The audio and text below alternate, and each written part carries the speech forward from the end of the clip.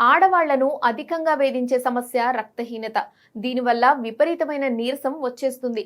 పనులు చురుగ్గా చేయలేరు. ఫలితంగా నిస్సహాయత, చీటికి మాటికి కోపం, పోషకాహార లోపం వల్ల కూడా రక్తహీనత ఏర్పడవచ్చు. సరైన ఆహారాన్ని తీసుకుంటే ఈ సమస్య నుంచి బయటపడొచ్చు. ప్రతిరోజు 4 ఎండు ఖర్జూరాలను నీళ్లలో నానబెట్టుకొని మరుసటి ఉదయాన్నే వాటిని తినాలి. ఇలా రోజు తినడం వల్ల రక్తహీనత నుంచి త్వరగా బయటపడొచ్చు.